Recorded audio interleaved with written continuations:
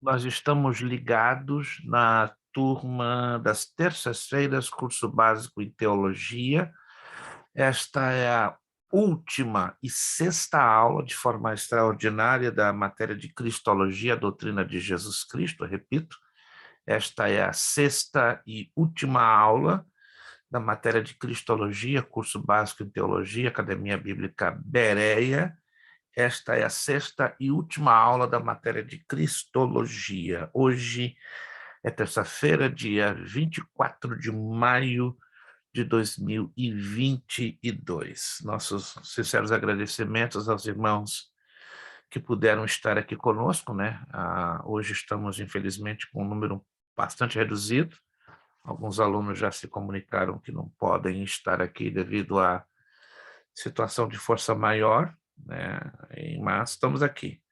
Estamos aqui. Quero agradecer ao irmão Elton, irmão Cleiton, lá do Brasil, pastor Juarez, irmã Vanessa e irmão Wilson também, que, devido a algumas pequenas condições, mas com muito esforço também está aqui. Deus recompense enormemente o esforço do irmão Wilson. Deus continue rejuvenescendo essa juventude, né? O irmão Wilson já é jovem, então o irmão Wilson estará sendo renovado hoje. Sei que não é fácil, irmão Wilson. A vida na América cobra, como diz o meu filho, um pedágio um pouco forte. Mas, graças a Deus, que Deus até que nos tem sustentado, nos tem ajudado. Irmã Meire tentou entrar agora, mas não conseguiu, mas tudo bem.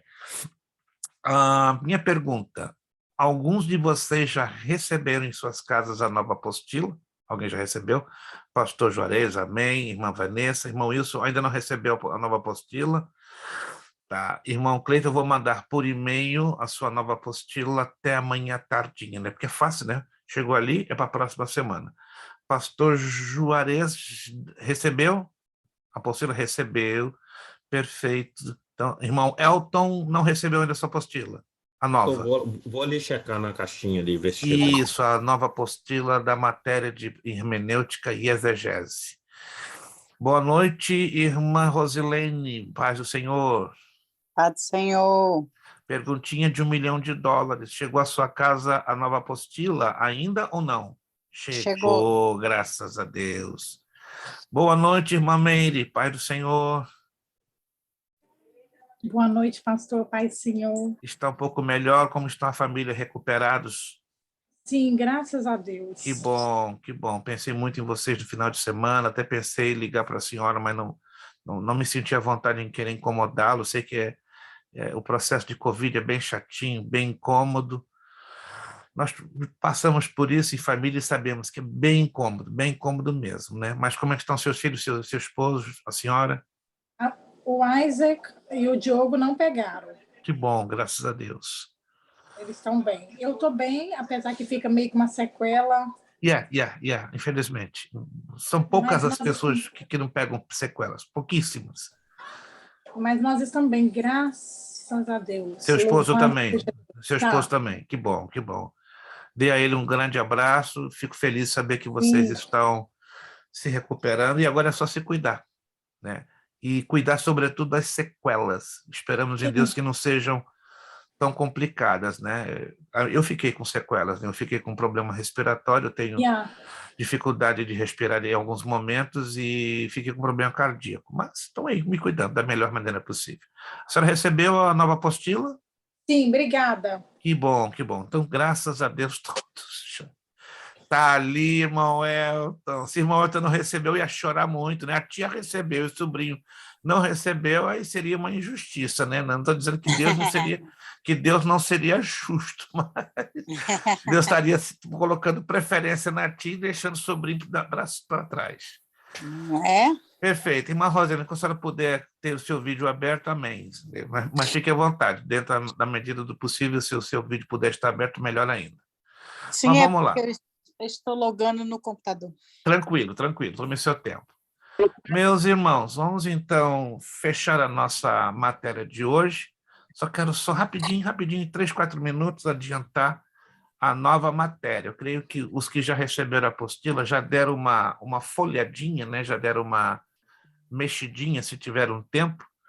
Ela é considerada a mais importante matéria da teologia, porque é a chave da correta interpretação do texto, entenderam? Então, se você puder dar uma folhadinha nos próximos dias para lhe ajudar já a esquentar os motores. Essa matéria é a chave, não existe outra, assim como você precisa da chave para entrar no seu carro, entrar na sua casa, hermenêutica e exegese é a chave para você interpretar corretamente o texto das Sagradas Escrituras. Então, eu peço, por gentileza, que você dê uma folhadinha, né, durante os próximos dias, e na próxima terça, com a ajuda do nosso Deus, estaremos, então, iniciando esta matéria. Outros, sim, os trabalhos da matéria de Cristologia, porque essa vai ser a última matéria que estarão fazendo trabalhos. Então, a partir da nova matéria de hermenêutica e de exegese, aí sim voltaremos ao sistema de provinhas. Então, anote aí que a gente decidiu fazer outra pequena alteração, só para facilitar a vida de vocês, tá? Como estamos terminando hoje a matéria de Cristologia, eu agradeceria que a entrega dos trabalhos, como muito, se desse até o dia 21 de junho próximo, anote aí. 21 de junho próximo. Então, eu acredito que vocês vão ter quase um mês, tá, para entregarem os trabalhos. Se puder, por favor, via e-mail, eu dou preferência ao e-mail, vou postar meu e-mail de novo no grupo. Os que puderem por e-mail, agradeço, eu dou a preferência. Se não puder, fotografe as páginas de maneira bem nítida e mande via WhatsApp. Então, anote aí, 21 de junho, como muito, a entrega dos trabalhos de Cristologia, por favor. Pastor, o senhor quer que faça sempre como tem feito ou te pode tirar da apostila mesmo? Se o irmão observar, aqui, ó, tem bloco 1, bloco 2, tem 2 blocos. É muito fácil. É só o irmão.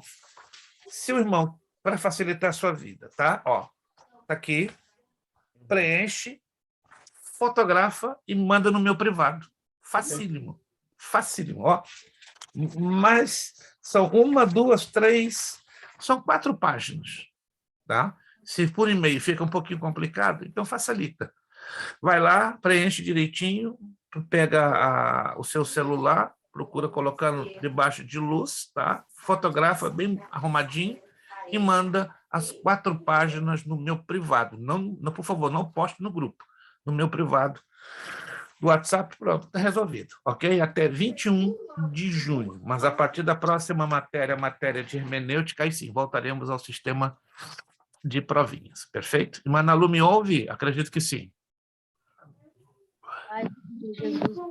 Pai do Senhor. Fique tranquila, se a senhora não puder abrir o vídeo, já entendi, a senhora já me enviou mensagem, mas a gente vai conversar essa semana, né, para lhe ajudar da melhor maneira possível, tá bom? Me deixa saber durante essa semana um horário que eu posso conversar com a senhora, né, para a gente tomar e abraçar essa situação sua, né, para a gente lhe ajudar da melhor maneira possível, caso a senhora, obviamente, queira que a gente lhe ajude, né, para contornar essa situação sua, ok? Alô?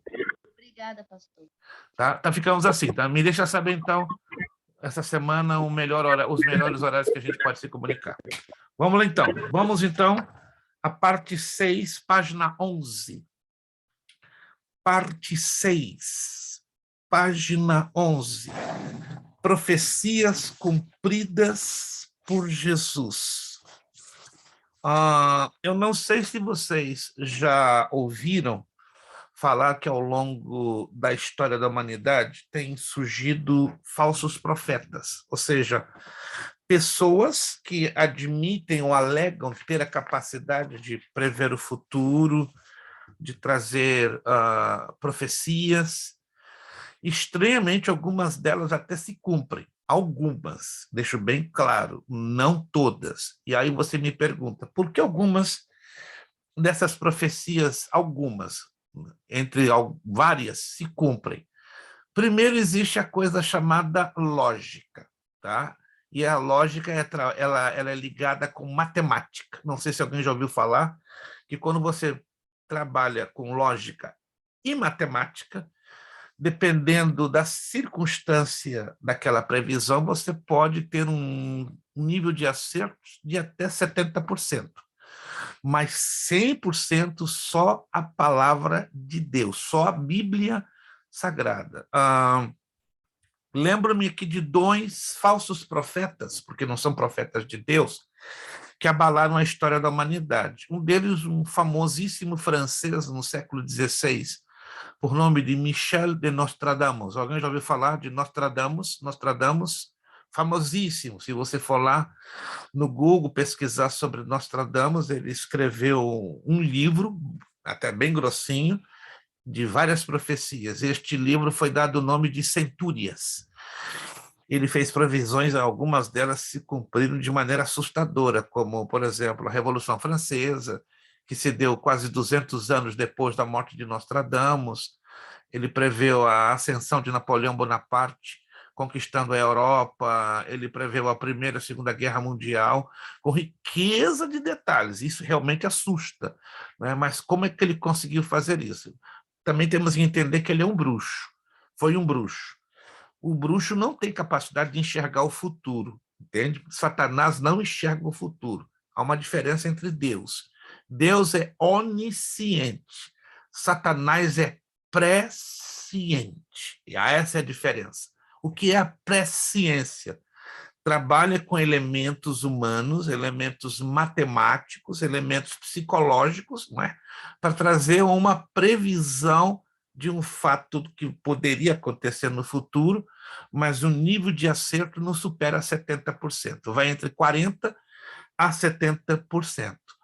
Outro falso profeta que também abalou, mas esse, em relação a Nostradamus, fica bem abaixo, é a senhora Ellen White, a cabeça da Igreja Adventista do Sétimo Dia. Ela fez várias e várias previsões sobre a segunda vinda de Jesus e praticamente nenhuma delas se cumpriram, né? Então, estou dando exemplos de 2 falsos profetas que, ao longo da história da humanidade, tentaram abalar um pouco a opinião pública.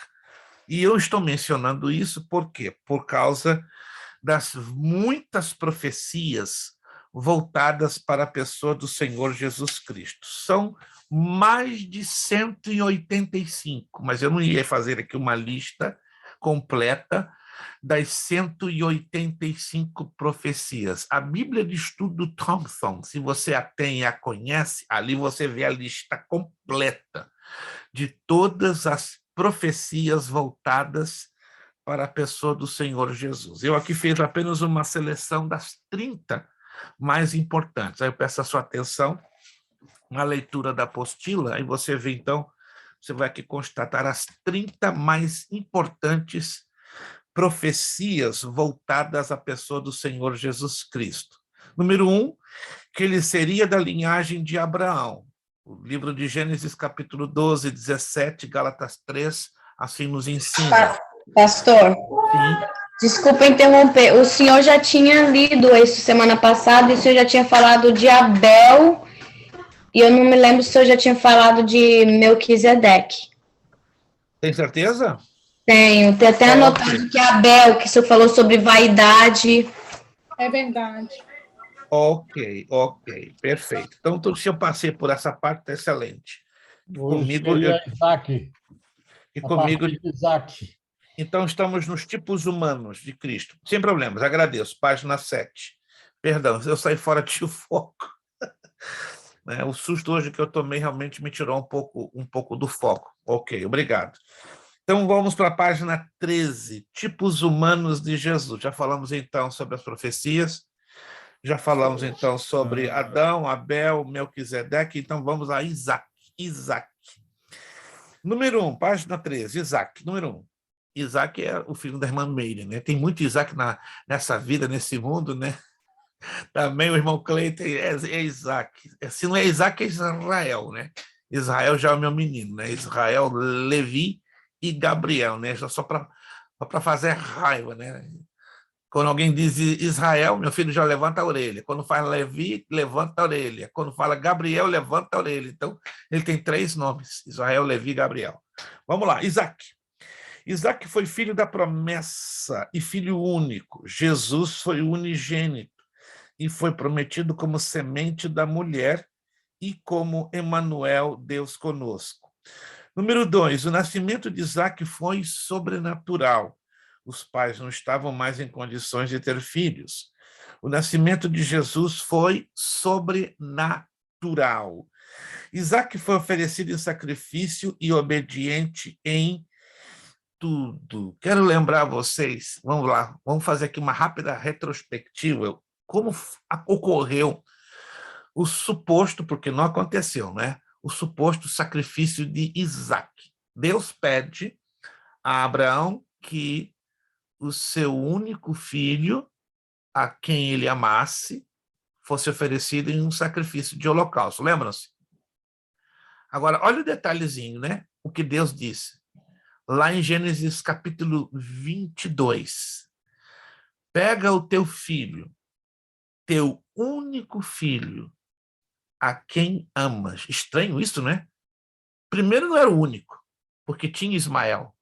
Olha só que interessante. E a quem amas. Então, indicando que a preferência de Abraão não era por Ismael, era por Isaac. Veja bem, não sei se você já observou ao ler esse texto, né? Duas coisas que dentro da lógica humana não faz sentido, porque Ismael existia, Ismael estava vivo. Inclusive, pela cronologia bíblica, Ismael era em torno de 2 anos, 2 a 3 anos mais velho que Isaac, em torno de 2 a 3 anos. Então, é como fosse uma contradição Deus falar isso com Abraão. Toma o teu único filho, e não era o único, a quem amas, porque Deus aí está falando na perspectiva dele, não na perspectiva de Abraão, porque pela perspectiva de Abraão, pela perspectiva humana, não seria o único filho, mas Isaac é considerado então filho da promessa. Essa é a razão que Deus qualifica como o único, porque era o da promessa. Ismael não era o da promessa. E olhando do outro lado, por ser filho da promessa, também Abraão tinha uma preferência sobre Isaac. Ok. Deus, então, orienta Abraão a fazer essa grande empreitada, que é sacrificar o seu filho em holocausto. Segundo a narrativa bíblica, eles viajam 3 dias e chegam a um local. Lembra o local exato sobre o qual Abraão deveria sacrificar Isaac? Alguém se lembra o local? É um local até bastante enigmático. Moriá.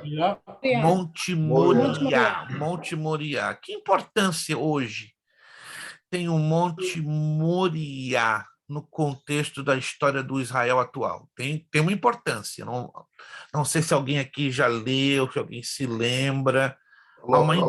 Local do templo, né? Isto é o local do templo, é um monte do templo em Jerusalém. Então, se você quiser anotar, o Monte Moriá, o local aonde supostamente Abraão deveria sacrificar Isaac, é o monte do templo. E nesta área foi construído o primeiro templo, o templo de Salomão, e mais tarde o templo de Zorobabel. O templo de Salomão foi destruído pelos babilônios em 586 a.C., né? E 70 anos depois foi levantado o templo de Zorobabel, em 516 a.C., sendo destruído pelos romanos em setembro do ano 70 depois de Cristo. Ok. Sim. Pastor, só uma curiosidade minha aqui. Faça. Há pastores que até discriminam as ovelhas por falar de Ismael. A descendência de Ismael, quando Deus envia o anjo encontrar com a mulher ali na primeira saída dela, da concubina de Sara, na primeira saída dela, ele encontra com ela e dá uma instrução, ainda fala que o filho será de grande multidão e levantarei príncipes e tudo sobre a vida de Ismael. Só que tem a linhagem que é o povo escolhido de Deus. Só que observando naquele período, no tempo de Moisés ali, haviam estrangeiros também, porque hoje a igreja pensa, nós somos ensinados muitas das vezes que a igreja é enxertada através de Jesus Cristo, mas Deus também no Antigo Testamento já havia aceitado estrangeiros que obedeciam à lei e adoravam a ele. Exatamente. eu posso afirmar que Ismael, nos dias de hoje, o povo de Ismael só vem é que a humanidade hoje vem somente a Cristo através de Jesus. Sem dúvida. Mas Ismael não seria também uma linhagem escolhida por Deus, ou não? Sem dúvida, né?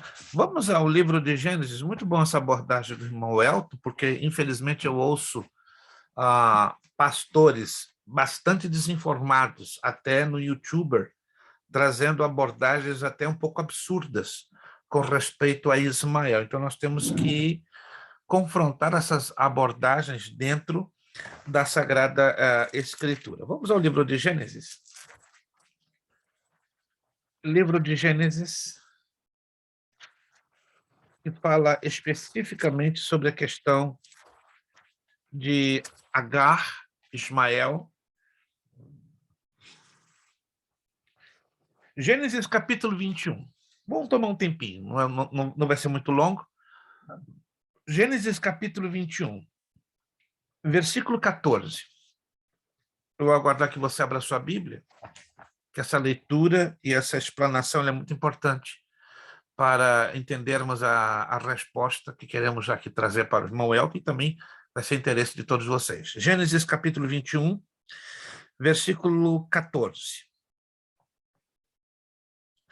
Então se levantou Abraão pela manhã de madrugada e tomou pão e um odre de água e os deu a Agar. Agar era mãe de Ismael e, consequentemente, a concubina, através da qual Abraão gerou um filho de nome Ismael. Pondo-o sobre o seu ombro, também lhe deu um menino e despediu-a, e ela foi-se andando errante no deserto de Berseba. E, consumida a água do odre, lançou o menino debaixo de uma das árvores, e foi-se, assentou-se em frente, e afastando-se a distância de um tiro de arco, em torno de 80 metros. Porque dizia que não veja ao morrer o menino, e assentou-se em frente, e levantou a sua voz, e chorou. E ouviu, olha que interessante aqui, por favor, muita atenção aqui no verso 17. E ouviu Deus a voz do menino, e bradou o anjo de Deus a Agar desde os céus, e disse-lhe: que tens, Agar? Agora, analisa aqui comigo, eu não sei se está assim na sua Bíblia, mas no hebraico está bem claro, né? Anjo aí está com a letra A em maiúscula. Está aí na sua Bíblia? A letra A de anjo em maiúscula. Quem você imagina aqui que bradou do céu? O anjo do Senhor? Exatamente. E quem é o anjo do Senhor dentro do que nós estamos estudando? Deus. Jesus. Então, aqui é uma cristofania. Olha que interessante. Tá? E ouviu Deus a voz do menino. Esse primeiro Deus aqui é o pai. Então, o pai ouve a voz do menino. E quem em seguida? Quem brada? É o filho, o anjo do Senhor, o anjo de Deus, Agar desde os céus, e disse-lhes: que tens, Agar? Não temas, porque Deus ouviu a voz do rapaz desde o lugar onde está. Ergue-te, levanta o moço, pega-lhe pela mão, porque dele, olha a promessa, isso aqui é tremendo, farei uma grande nação. Uau! E abriu-lhe Deus os olhos e viu um poço de água, e foi-se e encheu o odre de água, e deu de beber ao moço. E era Deus com o moço, que cresceu e habitou no deserto, e foi flecheiro, e habitou no deserto de Parã, e sua mãe tomou-lhe mulher da terra do Egito. Então, Deus também levantou uma promessa na vida de Ismael, só que essa promessa é diferente, né? Se nós olharmos um pouquinho mais atrás, tá? Vamos lá em Gênesis capítulo 21, um pouquinho mais atrás, deixa eu ver aqui para localizar direitinho o texto, que diz que Ismael seria pai de 12 príncipes. E esses 12 príncipes seriam exatamente as 12 nações árabes. que hoje existe. Alguém já leu esse texto? 12 príncipes. Olha que interessante, a Bíblia trabalha muito com números, e os números têm significado espiritual. Quem de vocês sabiam que os números da Bíblia têm um significado espiritual? Alguém já sabia? Então, anote aí, então, alguns números. Eu não vou dar todos os números, que gastaríamos um tempo muito grande falando sobre a importância dos números. O número 1 é fácil de entender, é o número da unicidade, do que é único, né? Aí está ligado à pessoa de Deus.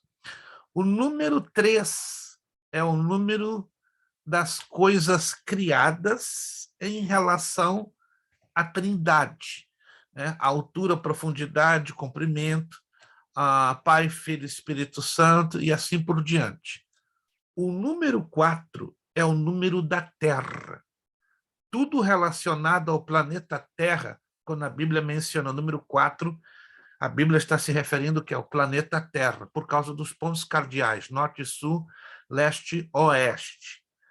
O número 5 é o número da graça de Deus, da seleção divina.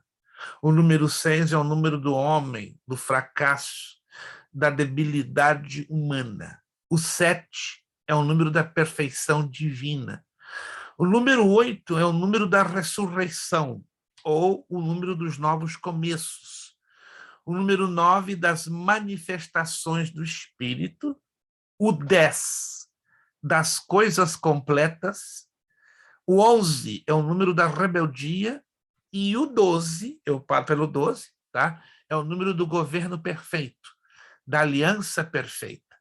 Por isso que a Bíblia menciona 12 apóstolos, 12 tribos de Israel, 12 discípulos. Então, o número 12 é o número do governo perfeito, ou da aliança perfeita. Por isso que quando o número 12 aparece na Bíblia, está se referindo o quê?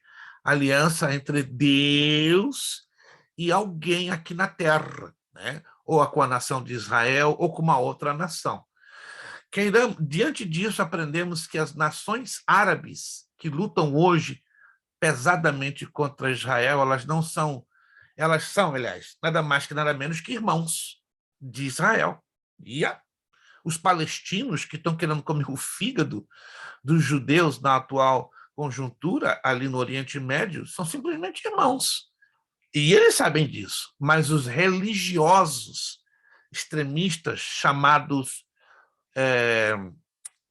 sunitas, né? Xiitas, os xiitas, porque no islamismo, entenda isso aqui, no islamismo ou no muçulmanismo existem duas facções religiosas, xiitas e sunitas. Os xiitas são os mais fundamentalistas, os mais fanáticos, os mais extremistas. Eles que fazem atentados à bomba aí no mundo, matam pessoas e odeiam aos judeus. Já os sunitas, não. Eles já são mais moderados, eles toleram aos cristãos e toleram a todas as demais religiões. Por isso que hoje, por exemplo, a Turquia, ali temos islâmicos, mas na Turquia nós temos uma grande maioria de sunitas. Por isso que tem muita sinagoga na Turquia e muitas igrejas cristãs, porque há uma tolerância, entende? Entre esses islâmicos com as demais religiões. Entretanto, dentro do Estado de Israel habitam tanto sunitas como xiitas, e os que fazem a vida impossível da nação de Israel ou dos judeus, inclusive aqueles que estão ali na Cisjordânia, na faixa de Gaza, na sua maioria, são xiitas, mas é irmão brigando contra irmão. Mas por que se brigam entre eles? Porque um quer comer o fígado do outro. Pelo pecado de Abraão, porque não era Abraão. Deus não deu ordem a Abraão a tomar Agar para através dela ser gerado um herdeiro. Então é a consequência do pecado de Abraão. Mas no final das contas, lá no final de toda a história, né, do governo de 1000 anos de Jesus Cristo na Terra, os islâmicos que se converterem a Cristo vão governar juntamente com Jesus. Lá no livro do profeta Ezequiel e do livro do profeta Isaías, nós vemos Deus trazendo em torno de 6 promessas, olha que interessante, 6 promessas para a nação do Egito. De todas as nações islâmicas, o Egito é o que tem maior laços de relacionamento histórico, cultural e espiritual com a nação de Israel. Só você observar na Bíblia, né? Não somente apenas que lá foram levados os judeus, que depois se tornaram cativos, mas pela ligação espiritual histórica e também pelos laços sanguíneos, porque lembra-se que Agar era egípcia. Então, o egípcio é o islâmico que mais se identifica com os judeus, por causa dos laços sanguíneos, através de Agar e Ismael, dos laços históricos e de laços espirituais. Quantos estão me entendendo, gente? Quantos estão me entendendo? Entendeu? Então, de todas as nações islâmicas, o Egito é que tem maior intimidade com os judeus nos dias de hoje. Então, respondendo, irmão Elton, sim, Deus tem promessas com os descendentes de Ismael, mas lembrando que a promessa principal repousa sobre os descendentes de Isaac, que são os judeus que vão controlar no futuro a terra prometida discriminada lá em Josué, capítulo 1, versículo 4. Ou seja, os egípcios não são os donos da terra prometida, senão, não é, os descendentes de Isaac, os judeus. Irmã Vanessa.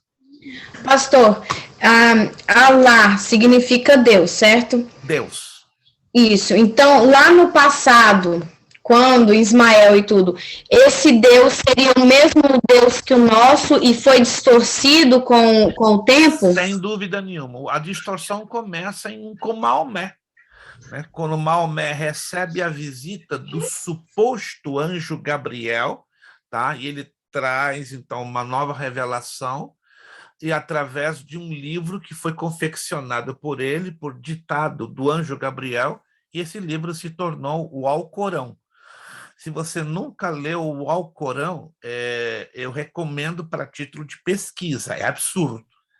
Pensa num livro absurdo, mas chega a ser interessante quando você começa a pesquisar o conteúdo do Alcorão para você entrar na cabeça de um islâmico. É absurdo.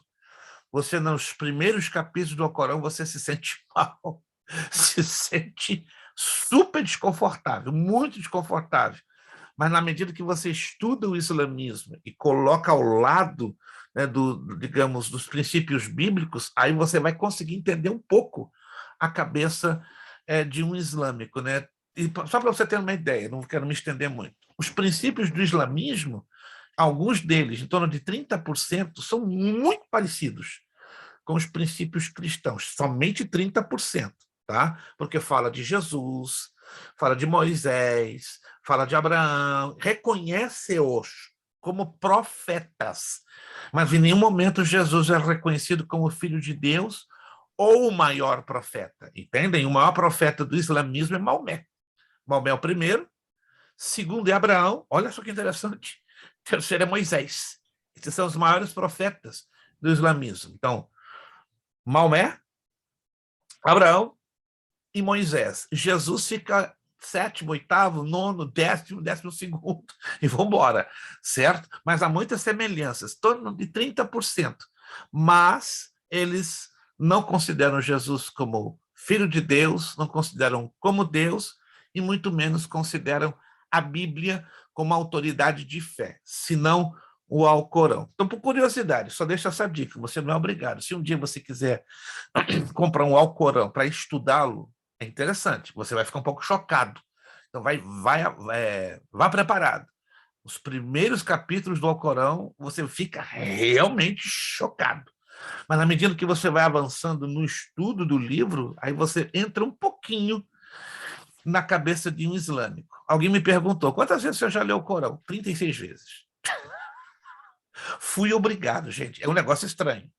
A primeira vez que eu li, eu levei 1 ano e meio e me deu muito mal-estar. Eu tinha vontade de vomitar. Você já teve essa sensação de ler um livro que te dá vontade de vomitar? 1 ano e meio, foi muito difícil. Aí depois eu levei 7 meses para ler a segunda vez, 5 meses a segunda vez, até que fiz 36 vezes. Hoje eu entendo a cabeça de um islâmico. porque eu tive que estudar o Alcorão. É estranho demais, entendeu? Mas se você não se sente à vontade, fica tranquilo, você não é obrigado. Mas se um dia você tiver a curiosidade, você vai entender o que estou falando. Você vai se sentir bastante mal. Mas eu tive que fazer isso, e compreende, irmão, para eu entender o islamismo e até mesmo saber como me comportar dentro de um islâmico para ganhá-lo para Jesus. Irmão Wilson e pastor Juarez. Irmão Wilson.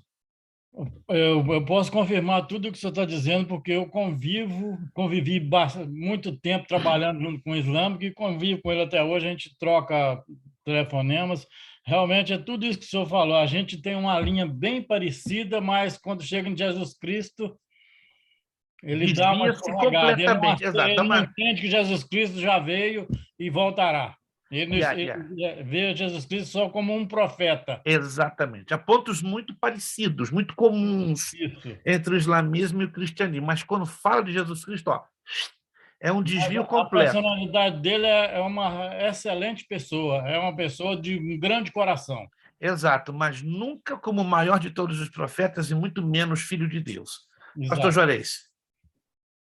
Voltando aí à questão do templo, no Evangelho de João, capítulo 2, o verso 20, os judeus disseram para Jesus que aquele templo, Herodes demorou 46 anos para construir. Na verdade, é uma referência ao templo de Zorobabel. Exatamente. Mas aí, qual a informação que o senhor tem a respeito dessa questão? Do tempo que Herodes gastou para reformar aquele templo? 13 anos. 13 anos. Então, o tempo do templo, do segundo templo, na verdade, foi um total de 46 anos. Mas o tempo que Herodes o Grande usou foram 13 anos. Assim está escrito nas crônicas do historiador Suetônio, tá? O historiador romano Suetônio, e Eusébio de Cesareia. Flávio Josefo não faz referência. O historiador grego Filo faz também essa referência, e Heródoto, outra referência, em torno de 13 anos. Então a questão dos 46 anos... É o tempo total, o tempo total da reforma. O tempo da construção e a reforma abrangeram um tempo total de 46 anos, mas Herodes o Grande se ocupou apenas 13 anos, ou seja, para vocês verem o tamanho, a suntuosidade que foi o segundo templo de Jerusalém, uma coisa monstruosa. Nada que ver com o templo de Salomão, que na época também foi considerado um templo magnânimo, tremendamente luxuoso, mas Herodes fez algo assim que ninguém mais fez.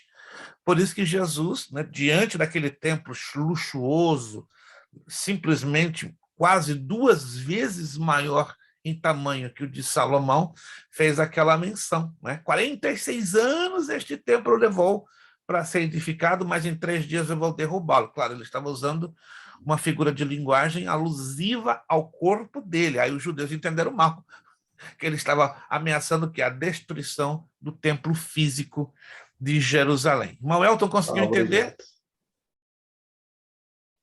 Irmão Elton saiu fora de conexão. O irmão Elton está tendo alguma problemática hoje de conexão. Muito bem. Vamos então voltar? Entendi, pastor. Entendi. Mas a minha pergunta é, o templo também foi destruído, né? Sim, mas aí entramos na questão da profecia. Entendeu? Tudo relacionado, tanto a Isaac como a Ismael, está ligado ao plano profético. Nós temos que nos esforçar para aprender a localizar a profecia no tempo e no espaço e, consequentemente, montar o quebra-cabeças, porque é um tremendo de um quebra-cabeças, Vamos lá. Jesus foi obediente em tudo até a morte de cruz. Então, Jesus e Isaac são parecidos, né? Tipo e antitipo. Número 4. No casamento de Isaac, Abraão resolveu providenciar e o servo Eliezer foi buscar e trouxe a noiva. Voltando à tipologia bíblica, né? Isaac é o tipo do Senhor Jesus Cristo, Abraão é o tipo do Pai Celestial e Eliezer é o tipo do Espírito Santo, né? Que vai levantar a igreja no dia do arrebatamento. No casamento de Jesus Cristo com a igreja, o Pai resolveu, com seu amor ao mundo, E o Espírito Santo veio habitar conosco para convencer, ensinar e santificar a igreja, que é a noiva para a realização das bodas. Virando a página 14. Vamos lá. Outro tipo, né, de Jesus no Antigo Testamento, José. Você aprende sobre José nos capítulos 37 ao 50.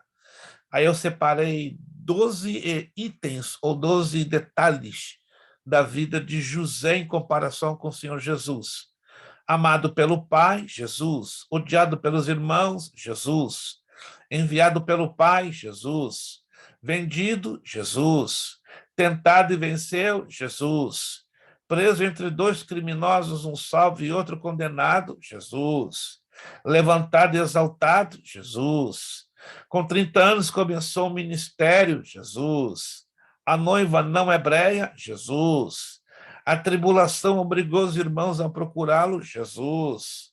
Por ele vieram reconciliação e bênção para os irmãos, Jesus.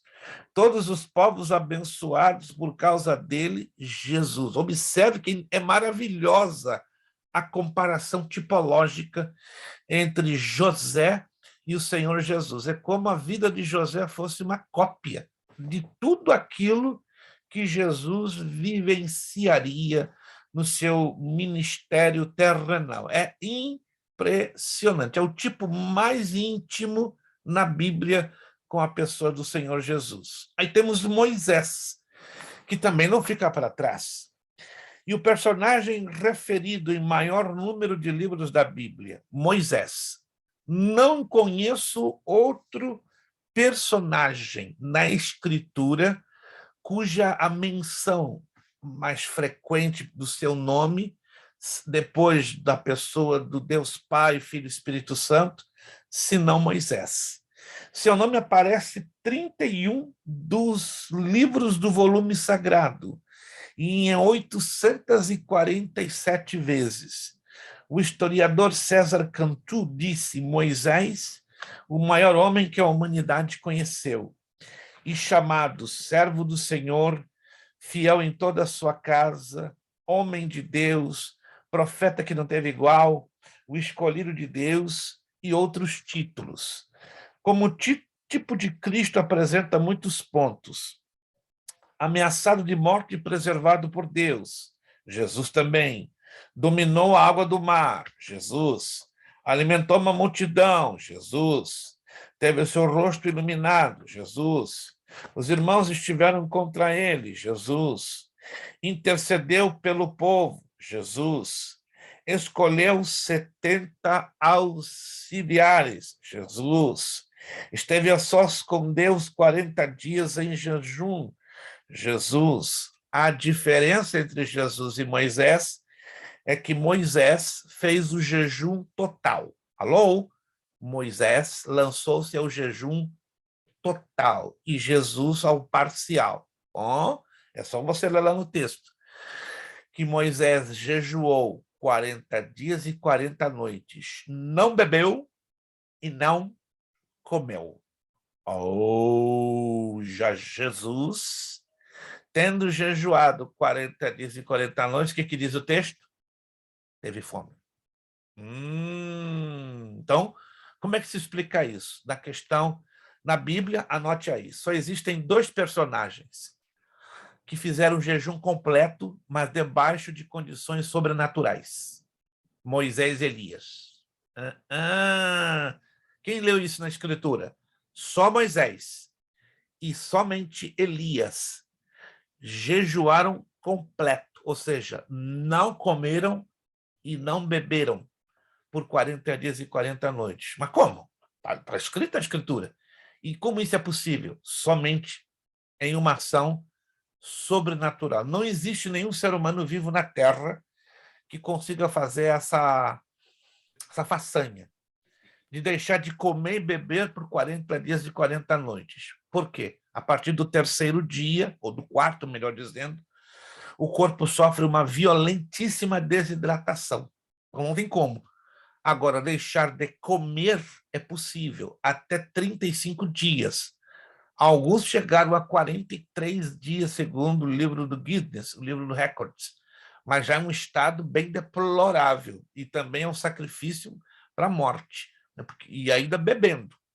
E Jesus, pelo poder do Espírito Santo, jejuou 40 dias e 40 noites, mas ele ingeria líquido.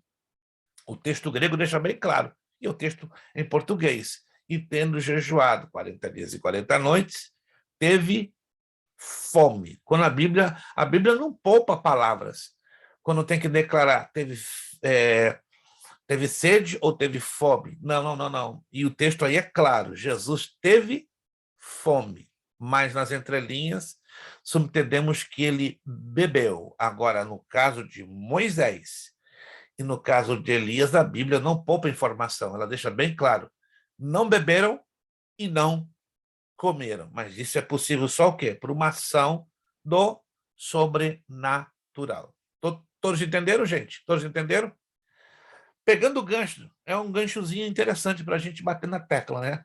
Sobre o famoso jejum de Daniel. Olha o problema, olha a confusão que o povo faz. A Bíblia fala de 2 jejuns que Daniel fez. Dois. Um de 10 dias e um de 21. E o povo confunde o jejum de Daniel, não é, com o primeiro. Aí, não, estou fazendo o jejum de Daniel. Quanto tempo? 21. Como é que é? Mas peraí. Que eu saiba, o primeiro jejum foi chamado jejum restritivo. Foi uma dieta. Daniel evitou de ingerir certos alimentos para não se contaminar com os babilônios. O segundo foi em relação a receber uma resposta da parte de Deus, e Satanás bloqueia o caminho no mundo espiritual. E aí Daniel teve que jejuar, e ele esteve lá 21 dias no jejum e não clamou até que a resposta veio, até que Gabriel veio e trouxe a resposta. Mas o povo pega o jejum de 21, joga no de 10 e dá a salada que dá. Hoje estão me entendendo, gente? Outra coisa que inventam nesse negócio do jejum de Daniel. No jejum de Daniel não vou tomar café, não vou comer massa, vou desligar a internet. Isso é jejum de Daniel, gente? Vamos para a Bíblia. Não vamos criar, como dizia meu pai, não vamos criar moda. Isso é criar moda, gente. Isso é perigoso, isso é heresia, isso é aberração, desculpe. Isso é asneira gospel. Não faz sentido, gente. E tem muito pastor dessa. Você não acredite, eu não tenho pastor que decreta isso da igreja. Vamos fazer o jejum de Daniel. 21 dias sem internet, 21 dias sem café, 21 dias sem massa, 21 dias sem carne, mano. Vamos lá, vamos na Bíblia. Tem alguma orientação na Bíblia sobre isso? Não. Se você quer fazer o jejum de Daniel, faça como a Bíblia orienta. Lança mãos de vegetais, de legumes, e that's it. Não coloca adereços, tipo Olive Garden, Applebee's, Ruby Tuesday. Gente, isso é triste dizer. O povo de Deus está perecendo por falta de um conhecimento, olha, básico. Pessoas que não estão lendo Bíblia e estão engolindo, tudo. Quantos estão me entendendo, gente? Quantos estão me entendendo? Jejum de Daniel, se é a dieta restritiva, 10 dias. E de legumes e vegetais. That's it. Acabou. Não tem essa de jejum de massa, jejum de café, jejum de internet. Isso já está ficando um tanto herético e abusivo. Tá? E não é de 21 dias, são de 10 dias. Se você for na internet, os youtubeiros, né, estão ensinando, né, o jejum de Daniel. Como é triste, né, ensinar a palavra de Deus de forma distorcida. Vamos lá. Falando sobre Moisés, número 5. Os irmãos estiveram contra ele, Jesus igualzinho. Número 6. Moisés intercedeu pelo povo, Jesus igualzinho. Número 7, escolheu 70 auxiliares, Jesus a mesma coisa. Número 8, esteve a sós com Deus 40 dias em jejum, Jesus fez algo parecido. Número 9, andava com 12 tribos, Jesus com 12 apóstolos. Apareceu depois da morte, Jesus. Então Moisés e Jesus tem também uma grande semelhança. Boaz. Como se chamava o pai de Boaz? Alguém se lembra? Obed. E quem era o pai de Obed? Pai de Obed? Cefas. Não. Pai de Obed? Jessé? Não, Jessé. Pai de Obed. Tá vendo um probleminha Cainã. aí, gente? Hã? Cainã? Da onde irmão tirou isso? Eita, irmão Elton. Jesus, vocês não estão conseguindo se lembrar o nome do pai do Obed? Ai. Não estão se lembrando o nome do pai do Obed? Está lá em Lucas, capítulo 3, versículo... Então dá o nome dele, por favor. Mas eu vou ter que olhar. Vamos lá, não tem problema, né? Se a memória não está ajudando, vamos resolver isso lendo. Meu Deus! Estou pensando em dar um trabalhinho de genealogia para vocês, olha. Vai ser gostoso. Um trabalhinho de genealogia. Olha, acredito que vocês já pesquisaram, né? A genealogia de Jesus, né? De Mateus, que é do lado de Maria, e de José, que está em Lucas. Vamos lá, irmão Elton, vamos lá. Quem foi o pai de Obed? Você pode me dar a resposta. Se irmão Elton em 1 minuto não me der, a gente deixa aí para a próxima, para a gente avançar. Tá um pouquinho difícil. Boaz, não. Não. Meu Deus, como que é? Tá, vamos passar a página e vamos seguir aqui, depois vocês vão se lembrar. Daí, depois que vocês se lembrar, vocês vão ficar com raiva de si mesmo. Jessé, pastor. Hã? Jessé. Tem certeza? Tá aí no texto? Dá uma olhadinha, relê com atenção.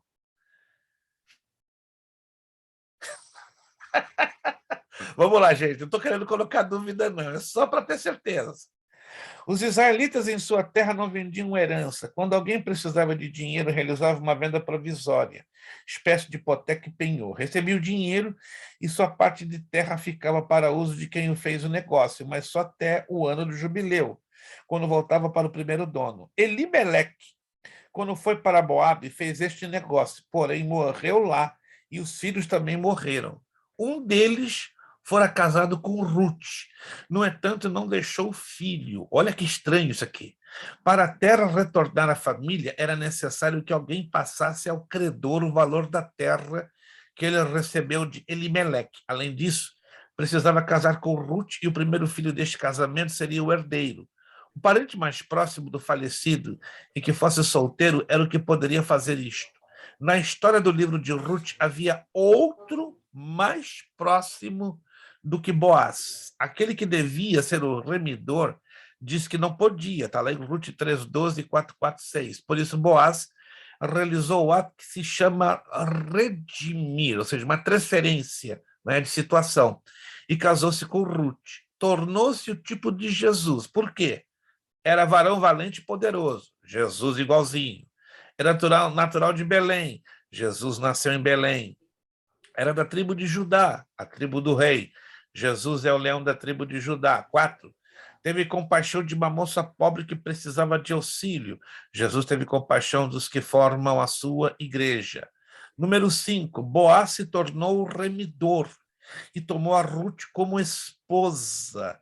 Jesus é o remidor da igreja, fazendo a sua esposa.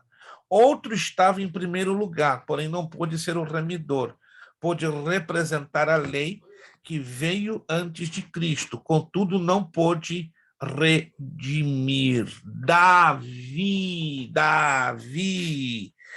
Quando Samuel convocou a reunião dos filhos de Jessé para ungir um rei escolhido por Deus, Jessé não se lembrou de Davi. Esqueceu-se dele ou pensou que não era necessária a sua presença. Número 1. Davi era considerado sem importância para ocasiões especiais. Jesus Cristo foi desprezado pelos homens que não fizeram dele caso algum. Davi foi ungido por ordem de Deus. Olha que interessante. Jesus foi o Cristo, o ungido de Deus.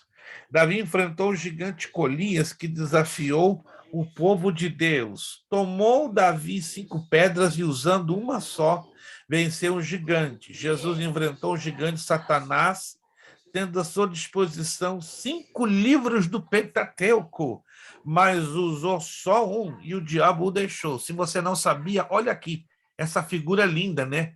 Eu canso de ouvir os pregadores falando das 5 pedras que Davi tirou lá do ribeiro e uma delas lançou para derrubar a Golias, e eu só tenho ouvido absurdos e historinhas que não tem nenhum encaixe ou enquadramento bíblico, mas eles se esquecem que aquelas 5 pedrinhas representa os 5 livros do Pentateuco, que o filho de Davi, Jesus, no futuro, usaria uma para acertar o gigante Satanás.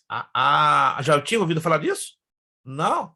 Então faz um highlight aí e anota. Essa é a interpretação teológica, né, das 5 pedras que Davi tira lá do ribeiro e só usa uma delas para acertar o gigante. As 5 pedras representam o Pentateuco, ou os 5 primeiros livros da Sagrada Escritura. Eu creio que você já deve ter ouvido dezenas de mensagens, né, até bonitas, né, sobre as 5 pedras, mas nenhuma delas com enquadramento bíblico. Pode acreditar.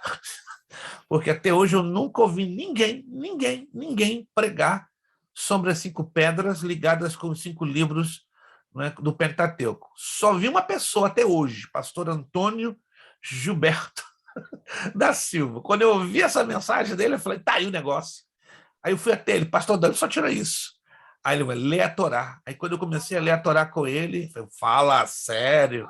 Eu, como judeu, não consegui enxergar isso, para você ver que tem muita coisa que está oculta ainda aos olhos dos filhos de Israel dentro da luz do Novo Testamento. Anotou aí? Se não anotou, está sendo gravado. Aí você pode voltar à gravação depois e não perder o fio da meada. Vamos lá. Número 4. Davi era pastor de ovelhas. Jesus é o bom pastor e o sumo sacerdote. Uma particularidade digna de atenção é como Davi se identificou bem com o ofício de pastor de ovelhas. Sentia-se responsável pela proteção das ovelhas, enfrentando um leão e um urso.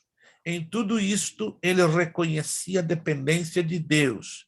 Dizia, o Senhor me livrou da mão do leão e da do urso. Não confiava em sua força, mas em Deus. Pensando no castigo do povo por causa de um erro seu, considera-se pastor diante das ovelhas e pergunta, estas ovelhas que fizeram? Há uma referência profética bem tocante, falando de Davi como pastor. E levantarei sobre elas um só pastor, o meu servo Davi, e que as há de apacentar, e ele lhes servirá de pastor, ou de rei, como diz uma tradução. Eu já falei aqui sobre 6 profecias lá no Antigo Testamento que apontam Davi ressuscitado e governando com Jesus no trono de Judá no milênio. Já falei aqui? Vocês já anotaram? Maravilha. Se anotaram, então passa para outros, para dar um nó na cabeça de muita gente aí que não acredita e nunca leu na Escritura, né? Que Davi, não é, ressuscitará para governar ao lado do Senhor Jesus num período de 1000 anos sobre a terra, no período do milênio. Vamos lá, fechando essa parte aqui. A solicitude de Davi pelo rebanho aparece como um exemplo de dedicação às ovelhas e ao Pai. Não pense em seu conforto, porém no bem-estar e na posição das ovelhas. Por isso teve inspiração para aplicar a ilustração do pastor à proteção e dependência de Deus nas palavras do Salmo de número 23. A parte 8 aqui é bem interessante, né? Olha só, a aparência pessoal de Jesus Cristo. Muitos quadros foram pintados ao longo da história, não é? Sobretudo no período do Renascimento, entre os séculos XIV e século XVI, mostrando uma imagem muito bonita de Jesus, né? Cabelos longos, olhos verdes, olhos azuis, uma barba charmosa, algo assim. Ou seja, retrataram Jesus como um europeu, mas não como um galileu, não como uma pessoa com traços um pouco abrutalhados, traços assim não muito desejáveis. Vamos lá em Isaías capítulo 53, vamos em Isaías capítulo 53, e vamos ver qual é a descrição da aparência pessoal que o profeta Isaías dá da pessoa do Senhor Jesus. Abra lá sua Bíblia, livro do profeta Isaías, capítulo 53. Enquanto você abre a sua Bíblia, estou aqui localizando algo interessante para mostrar para você, né? O rosto de Jesus, segundo alguns arqueólogos que fizeram uma reconstituição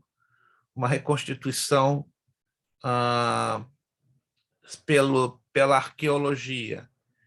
Reconstituição. Aqui, ó, alcançar para vocês. Perfeito.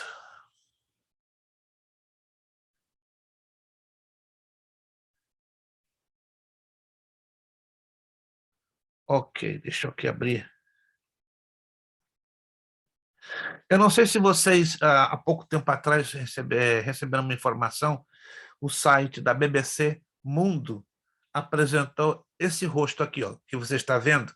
Não sei se você já viu alguma reportagem, como a possível reconstituição do rosto do Senhor Jesus Cristo. Alguém já viu essa figura em algum lugar? Não, nenhum de vocês? Eu vou postar no grupo. Esta seria através de várias pesquisas, né? É óbvio que ninguém tem, ou terá, ou teve acesso ao DNA do Senhor Jesus, porque não ficou nada na Terra que pudesse dizer esse aqui é o DNA do Senhor Jesus. Mas baseado em fontes documentáveis, tá?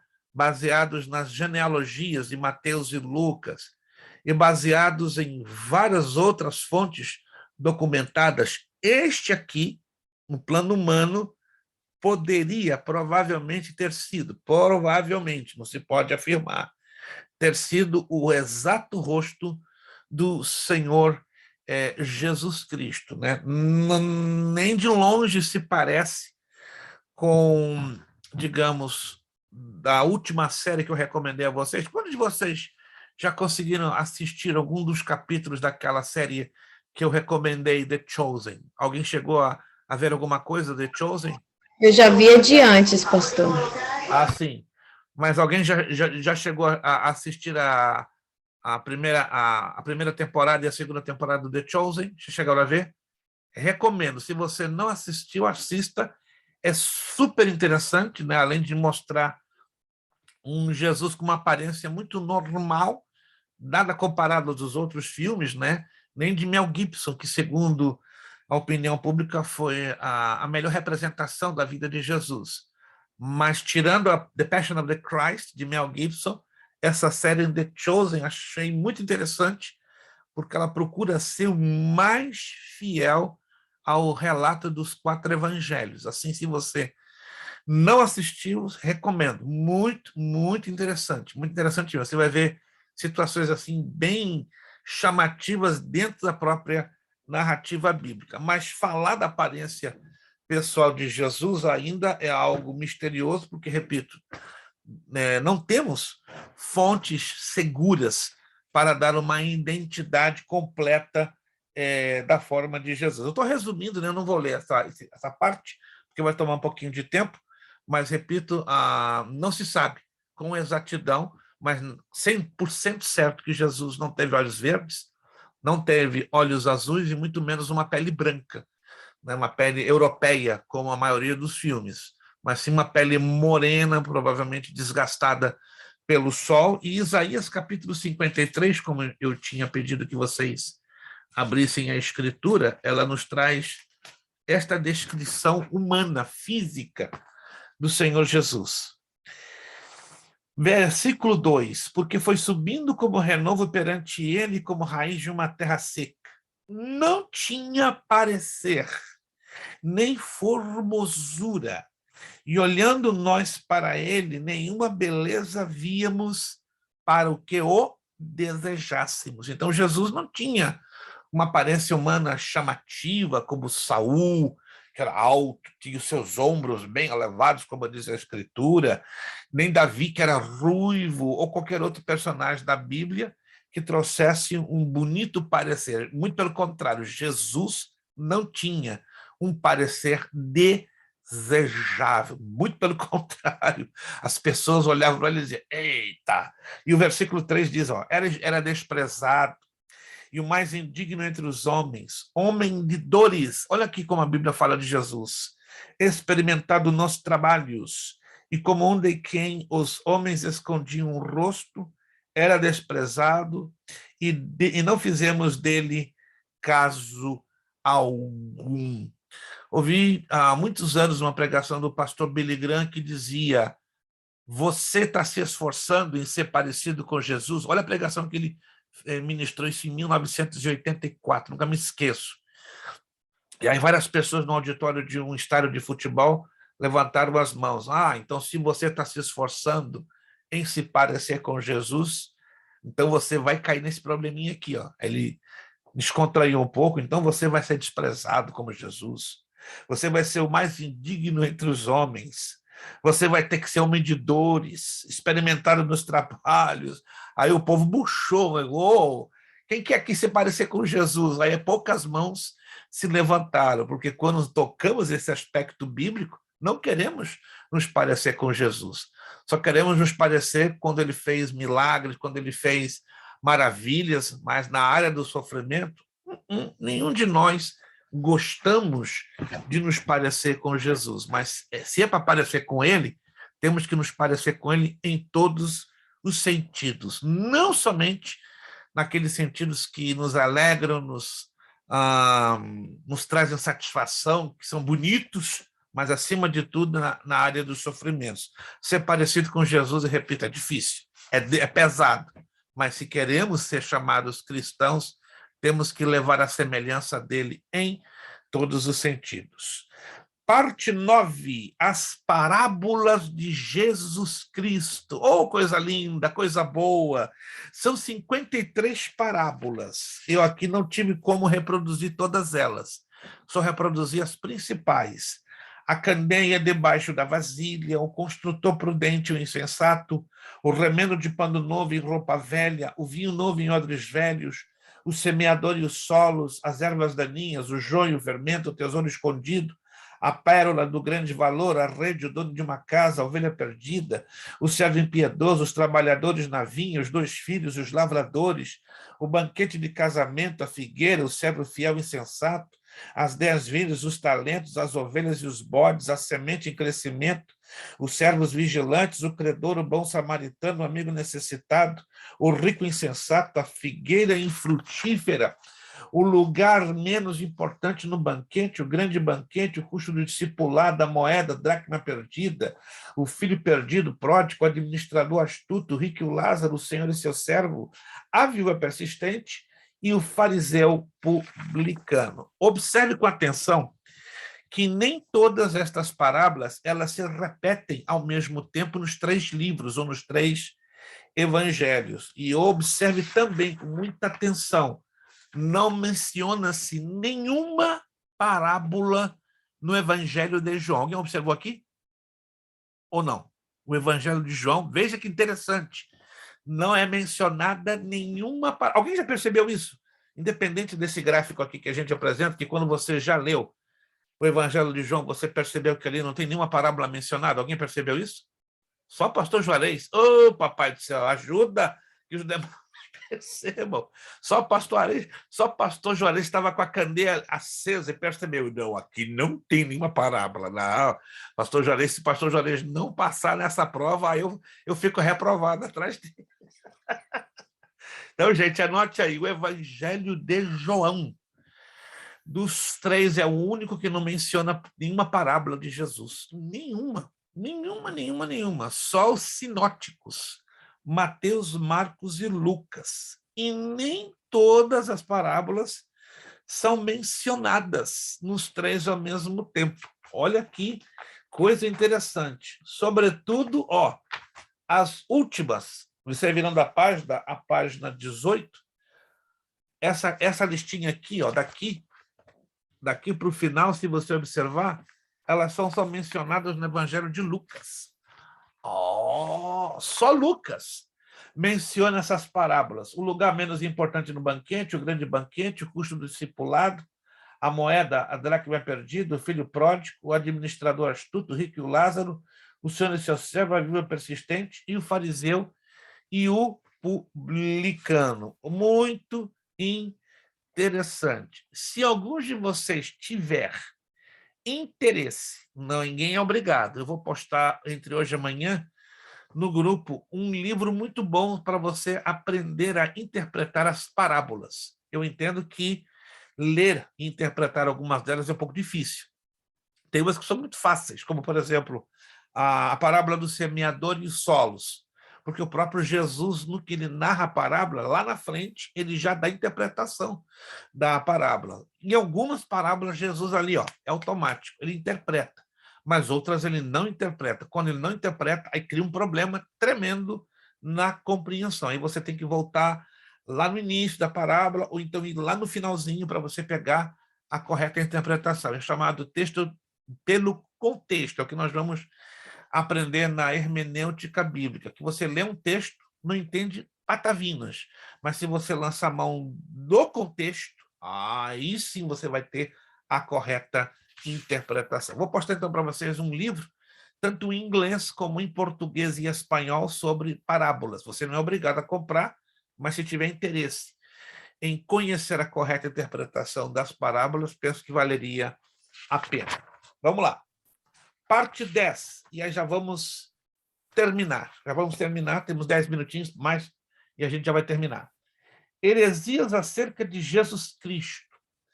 Você pode encontrar o desenvolvimento dessas heresias no site do Centro Apologético Cristão de Pesquisas.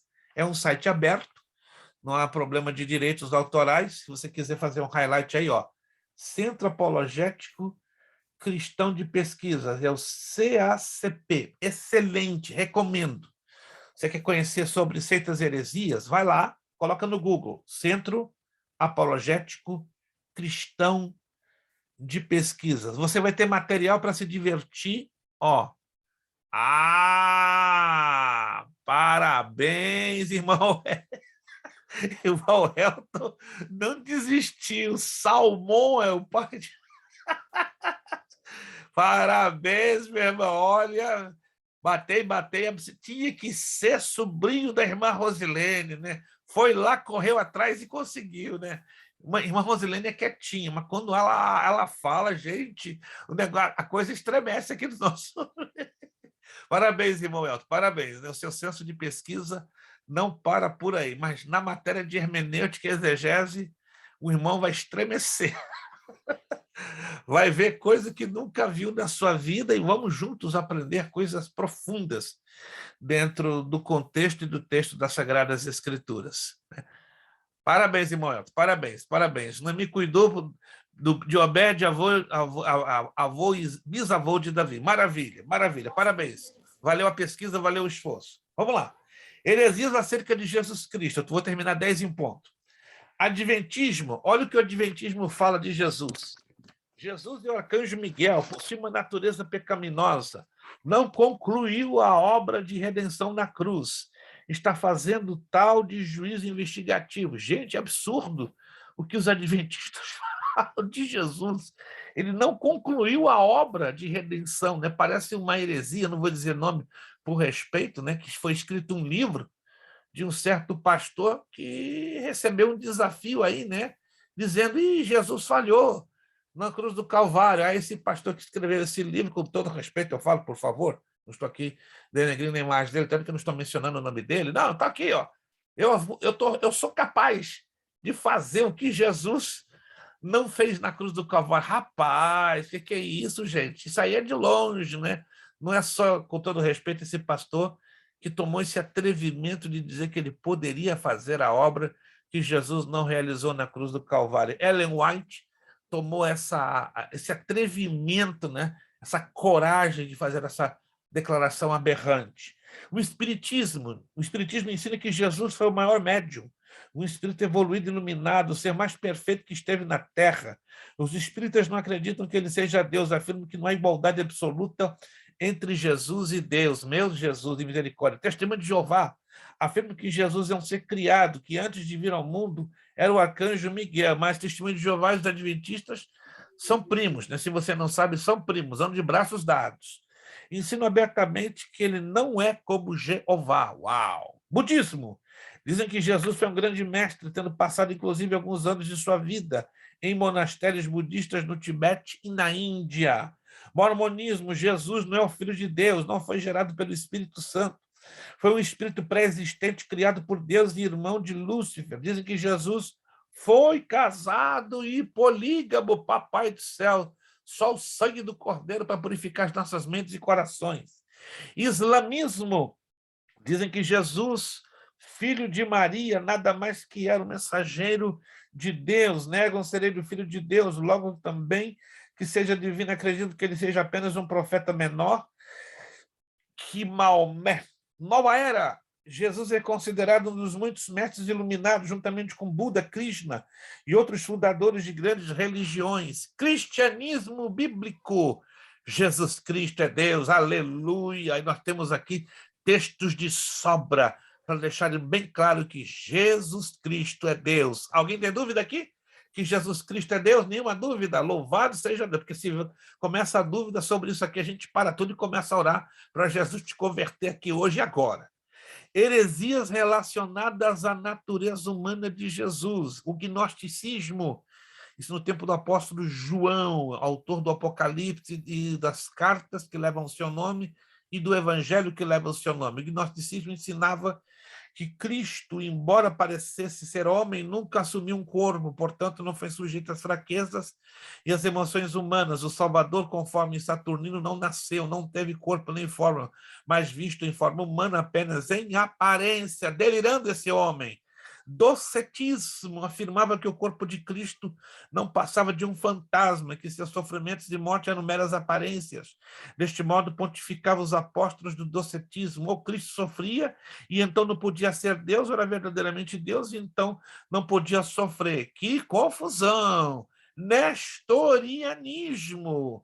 Deve a sua existência a pessoa de Nestório, bispo em Constantinopla, no período de 428 a 431 depois de Cristo. Nestório parece atribuir o seu discipulado a Teodoro de Suécia, que ilustrava a união das duas naturezas de Cristo com a união conjugal de marido e mulher, tornando uma só carne sem deixarem de ser duas pessoas de duas naturezas separadas. Ao invés de mesclar as duas naturezas em uma única autoconsciência, eles a situavam lado a lado sem qualquer outra ligação, uma outra ligação além de mera união moral e simpática entre elas. Na visão deles, olha o absurdo, Jesus seria um hospedeiro de Cristo, sangue do Cordeiro, para libertar e transformar. Eutiquianismo ou monofisismo afirmava que, por ocasião da encarnação, a natureza humana de Cristo foi totalmente absorvida pela natureza humana. Eutiquis, esse doentinho, né, de 410 a 470 que ele viveu, era de opinião de que os atributos humanos em Cristo haviam sido assimilados pelo divino, pelo que seu corpo não seria consubstancial como o nosso, que Cristo não seria humano no sentido restrito da palavra. Dizia então que Cristo, depois de se tornar homem, tinha apenas uma natureza, daí a razão de ser chamado também de monofisismo. É cada loucura mais louca do que a outra. Apolinarismo acreditava que Cristo tinha apenas uma natureza e uma hipótese. Essa natureza é o do Logos, que em Cristo foi transmutada em carne. Esta, por sua vez, assumiu a qualidade divina ao mesmo tempo. Apolinário, que viveu de 310 a 390 depois de Cristo, combatia vigorosamente a ideia segundo a qual os elementos divino e humano se combinaram em Cristo, que o Logos simplesmente se revestiu da natureza humana e ligou-se a ela de modo espiritual.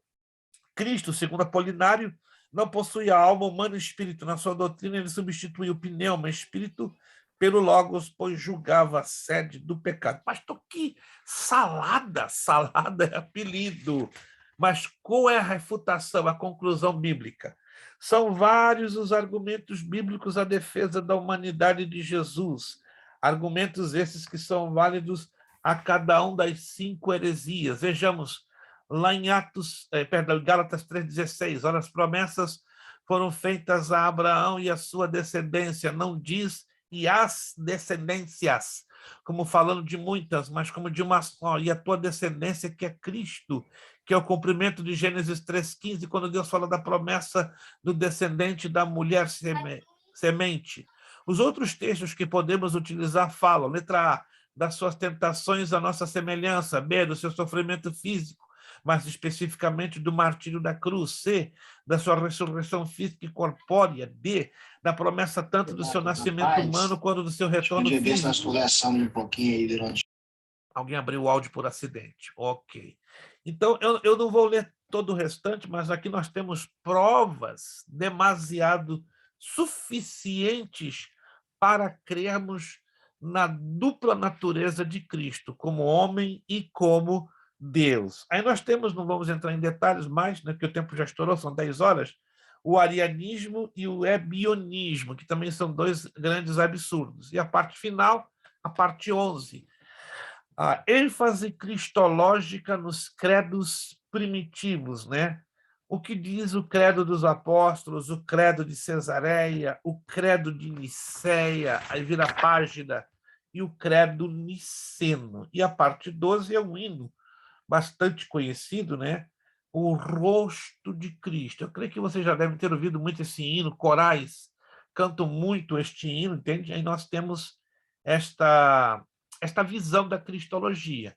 Eu creio que nós conseguimos, né, fechar de uma certa forma a apostila, não é? Foi bem difícil, mas tivemos que usar 6 aulas para que ficássemos bem focados sobre uma das mais importantes doutrinas das Sagradas Escrituras. Aí nós temos, então, o trabalho de cristologia, né, 2 blocos, né, 2 blocos, 4 páginas. Então, não se esqueça, você tem até o dia 21 de junho para fazer a entrega, né, via WhatsApp. Vamos deixar, então, via WhatsApp, fica mais fácil. Tá? Esquece do e-mail. Via WhatsApp, joga lá no meu privado, fotografa, preenche tudo direitinho, tira uma boa fotografia e manda as 4 páginas lá no meu privado e já está resolvido. É a partir da próxima matéria de hermenêutica e exegese, aí sim voltamos ao sistema das provinhas. 10 horas e 1 minuto, você está ligado na Academia Bíblica Bereia, terminando a matéria de Cristologia, curso básico em teologia. Terminamos a 6ª e a última aula. Meu Deus, até aqui, Ebenezer, nos ajudou o Senhor. Perguntas, dúvidas, grite agora, porque nós vamos para terminar. Não tem dúvida nenhuma? Está tudo certinho? Mais tranquilo que água de poço? Mais claro que água de poço? Não, água de poço não é claro, não. Pode ser tranquilo, mas não é claro. Irmão Wilson, parabéns, irmão Wilson. Deus lhe deu graça, lhe deu força. Difícil, mas vencemos juntos no nome de Jesus. Vamos agradecer ao Senhor nosso Deus. Obrigado pelo esforço de todos vocês, pastor Juarez, irmão Wilson. Creio que o pastor Juarez vai estar conosco, né? E é a última matéria, né, que acredito, né? A gente já está triste, né? E saber que o pastor Juarez, pelo menos do básico e do médio, né? Mas se ele quiser passar para o bacharel, aí ele fica à vontade, depois vamos começar, né? Pastor Juarez com a matéria de hermenêutica bíblica, então ele vai estar fechando um ciclo de matérias que ele precisou para fechar o básico e o médio dele, né? Vamos estar orando para que Deus continue dando forças ao servo do Senhor, muito esforçado, está à frente de uma igreja bonita. Eu não conheço ainda pessoalmente, mas talvez um dia eu vou conhecê-la, né? Mas tenho ouvido lindos comentários ali na cidade de Waterbury, Connecticut, que Deus continue abençoando o pastor Juarez, o senhor, né? É um exemplo para muitas pessoas, né? O senhor é mais conhecido que nota de $1, né? Eu converso às vezes com outros alunos, né? Pastor Juarez é seu aluno? Rapaz, eu me sinto até constrangido ter pastor Juarez como... Eu que deveria ser o aluno dele, não ele, meu aluno. Mas pastor, para a glória do Senhor, o senhor é mais conhecido que nota de $1. Só nesse fim de semana eu falei com 5 obreiros que lhe conhecem de perto. Falei, que isso, pastor? Não, pastor Juarez, para a glória do Senhor, é um exemplo muito lindo a ser seguido para a glória do Senhor. Então, parabéns, Deus continue usando. E se o pastor Juarez estiver animado para partir para o bacharel, estamos aqui. Quando vai começar o bacharel? Já está funcionando, às segundas-feiras. Mas aí o irmão fechando o médio, computamos as suas notas, aí o irmão escolhe quando entrar no início da próxima matéria, mas já está funcionando todas as segundas-feiras no mesmo horário de 8 às 10, tá bom? Mas a gente conversa depois. Isso, conversamos em off. Vamos agradecer a Deus, então. Obrigado mais uma vez, pastor Juarez, irmão Wilson, irmã Rosilene, irmã Meire. Feliz pela recuperação da sua família e daí para melhor, em nome de Jesus, irmão Elton. Parabéns, a sua pesquisa, ó, vai longe. O Google fica para trás, mas o irmão Elton está avançando. Obrigado, irmã Vanessa, pelo esforço. Irmão Cleiton, lá de Curitiba, gelado no mundo, né? Irmã Ana Lu, com algumas dificuldades, mas vencendo no poderoso nome do Senhor Jesus Cristo. Vamos agradecer ao Senhor e terminar a nossa aula de hoje. E na próxima terça, ligadinho aí, ó, hermenêutica, exegese bíblica. Essa matéria também ela vai ter 6 aulas. 6 aulas, porque é necessário, porque é uma matéria muito, muito vasta. Então, não temos como estudá-la também em 5 aulas, né? Então, essa é outra matéria que teremos que lançar mão de 6 aulas para termos pelo menos uma compreensão de 50% a 60%. Falando com Deus e agradecendo a Ele. Obrigado, Senhor Deus, pela tua bondade, pela tua misericórdia. A tua palavra diz, né, no Salmo 34, 18, muitas são as aflições do justo, mas o Senhor o livra de todas. Todos nós temos diariamente as nossas aflições, nossas tribulações, nossas lutas e problemas, mas graças te damos que em todas as nossas aflições tu nos ajudas, tu nos dá vitória, tu nos dá livramentos. Como hoje eu vi um grande livramento naquele pequeno acidente ali que minha esposa sofreu, mas tu guardaste e a protegeste. Assim, eu creio que o Senhor tem dado muitos livramentos aos meus irmãos em cada dia, em cada momento. Senhor, vivemos num mundo difícil, que dependemos 100% da boa mão do Senhor nos protegendo, nos sustentando. Obrigado pela finalização desta matéria. Alcanço uma bênção toda especial em nome de Jesus, na vida do pastor Juarez, do nosso irmão Wilson, da nossa irmã Rosilene, da nossa irmã Meire, do nosso irmão Elton, da nossa irmã Vanessa. Abençoa poderosamente nosso irmão Cleiton, nossa irmã Ana Lu e aos demais alunos que estão fazendo as aulas gravadas, que não estão aqui nas aulas interativas. Estende as tuas mãos sobre cada aluno da vitória.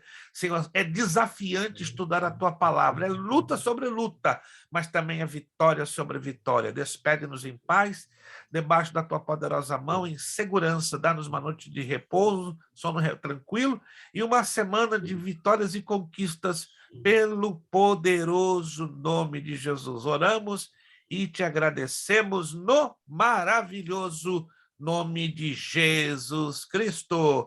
Amém, amém e amém. Não vai embora sem gritar, sem pronunciar o nosso lema. Seriedade.